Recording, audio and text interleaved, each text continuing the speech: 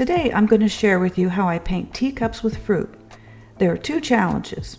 One is painting the fruit, especially the limes, with the pockmarked skin, and the second challenge is to paint the gold on the rim of the teacups. Many people think that in order to paint gold, you have to use some kind of gilt paint. That's not true. I'm going to show you how to use regular colors you have in your palette to make a gold shiny surface. At first glance, this composition seems pretty complex. It's really a matter of studying the shapes, which in this composition repeat. The limes are ovals and the same color. By tackling each shape one by one, we break this exercise down into simple steps. I've listed the colors here. These are all Daniel Smith colors. All right, let's get started. I've traced the drawing onto the watercolor paper. I'm starting with the apple using Hansa Yellow Light wet onto dry.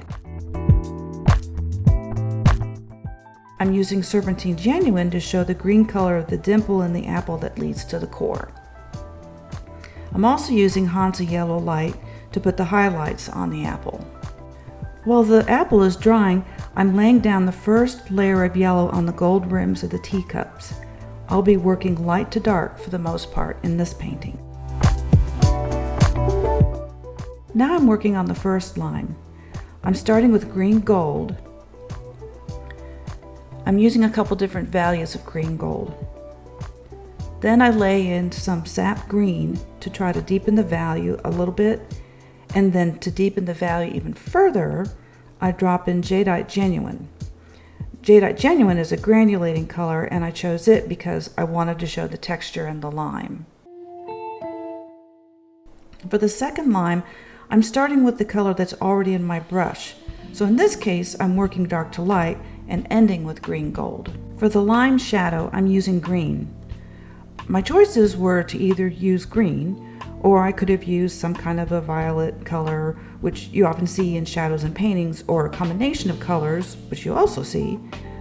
But by using the same color as the subject, that's called local color for the shadow.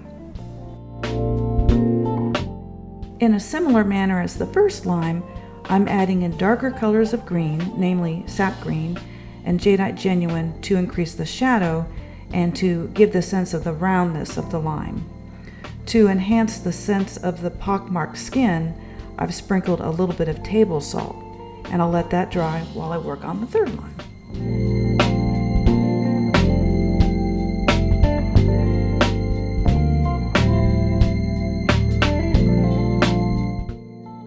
While painting in the shadow of the third lime, notice how I'm attempting to not connect the lime entirely with the shadow.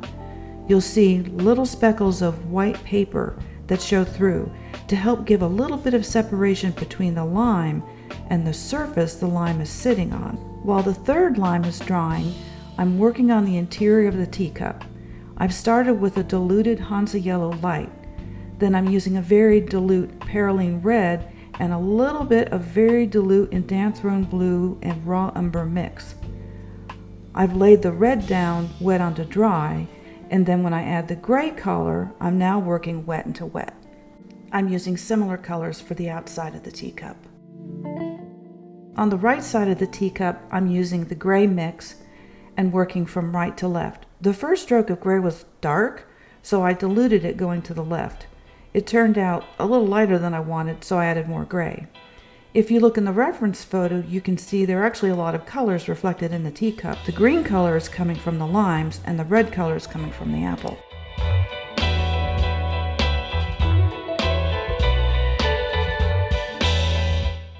Now that the yellow on the apple has dried, I'm painting in the red using Perylene Red. I'm using a couple of different values of the red to help enhance the roundness of the apple. While you're watching me paint the apple, I'd like to revisit the colors on the teacup. If you notice, I put in what looks like gray, blue, red, and green on the teacup, and this is because of the colors I see in the reference photo.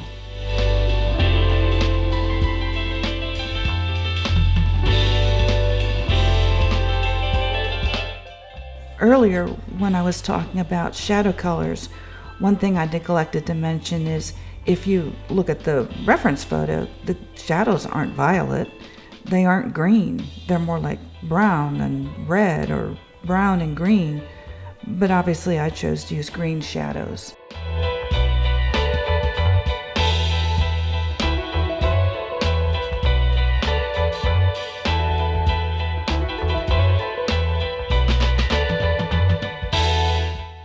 I'm using Perylene Maroon to make the shadows on the apple.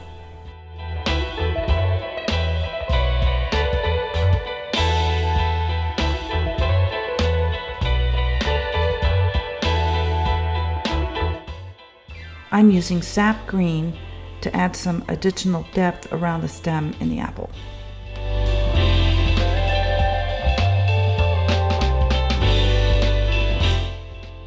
After diluting the green shadow between the lines, I'm starting to work on the gold edge of the saucer with yellow ochre. I'm continuing to work the gold edges of the dishes using yellow ochre, raw umber, and a little bit of Indanthrone Blue. Using Indanthrone Blue as a part of a gold surface is completely counterintuitive, but it actually does help add the depth of color that you see in a shiny gold object. Now that the teacup is dried, I'm layering on the next shadows that we see on the teacup in the reference photo.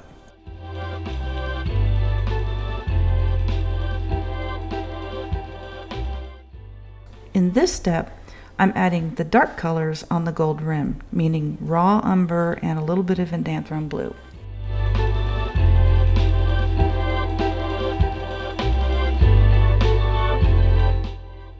I've moved on to the large band of the gold rim of the teacups. First, I laid in a little bit of yellow ochre to deepen the color, and then if you look in the reference photo, you'll be able to see that the apple shows up as a reflection in both rims of the teacups. One of the limes also shows up, and I'll add that in later on. Now I'm painting the shadows of the saucers, and you can see they're really different from each other. The first one being blue and green, and the second one being much warmer colors. For the large shadow on the saucer that holds the fruit, I'm starting with a combination of Perylene Red with Hansa Yellow Light to get a warm color, and then I drop Wet into Wet and Indanthrone Blue to start to deepen that shadow. I've added some green gold too, and some Jadeite Genuine.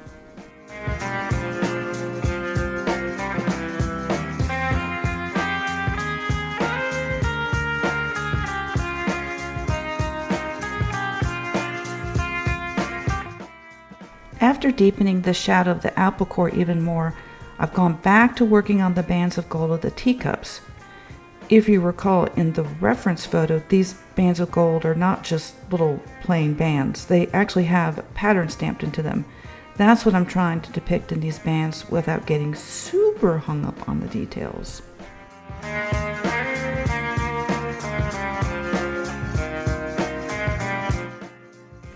I'm mostly using raw umber to do this.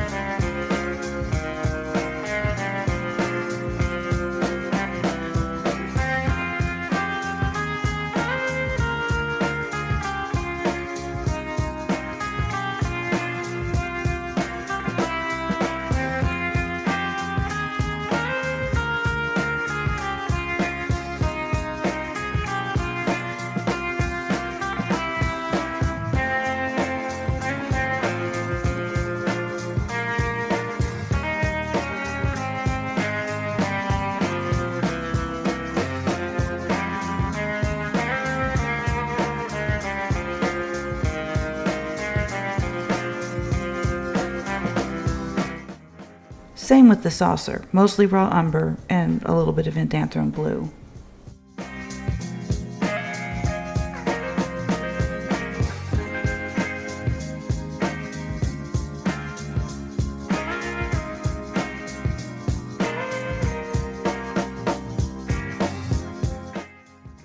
I wasn't satisfied with the gradation of the colors in the first line. And you can see there's sort of a jagged edge between the green gold and the sap green. I'm going to attempt to fix that. First, I've wet the paper with clean water to try to reactivate the sap green and to blend it with the green gold, but that didn't work. So I decided to add in sap green, and if you look at the reference photo, there's a pretty strong shadow on the first lime coming from the second lime, and that's what I'm adding in, as well as some additional thicker green gold to enhance the roundness of the lime. The trade-off is that I'm covering over some of the texture that I got with the salt earlier. After covering the background with clean water, I'm doing the first layer of the background color. I've used clean water so I can work wet into wet. I'm using a blend of Cobalt Blue and raw umber, and you can see that on the left. As I move towards the right of the background, I'm using some ultramarine blue blended with a little tiny bit of raw umber.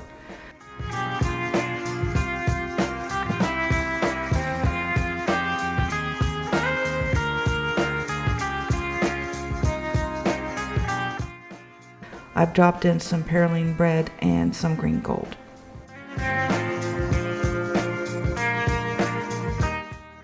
While the background is drying, I'm working on some other details of the painting.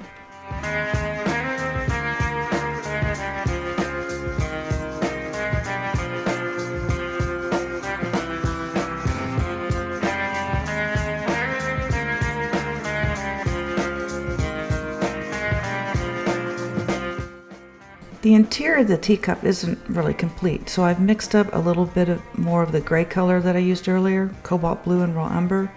I dropped that in so I can enhance some of the gleam of the lights from the room that show up in the interior of the teacup.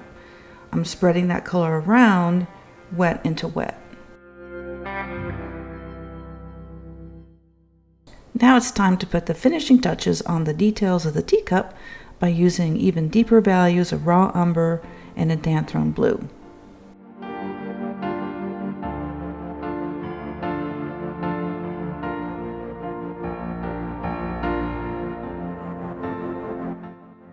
The gold band on the right side of the saucer turned out too dark and doesn't have enough gleam, so I'm lifting out some of that color. You can do that pretty easily with yellow ochre. It's not that staining.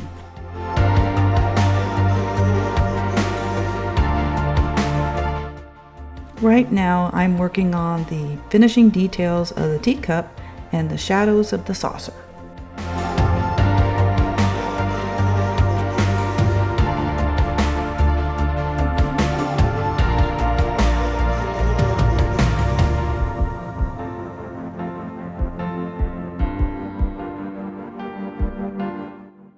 Off camera, I wanted to do a unifying wash.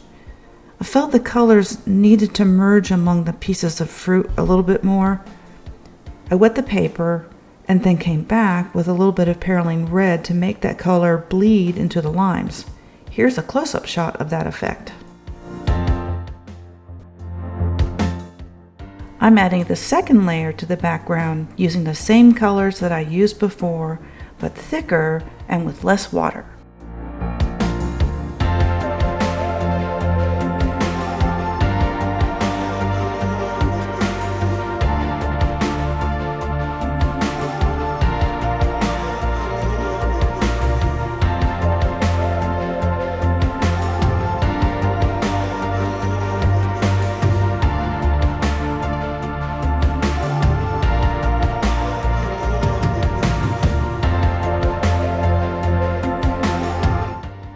Here's the final painting.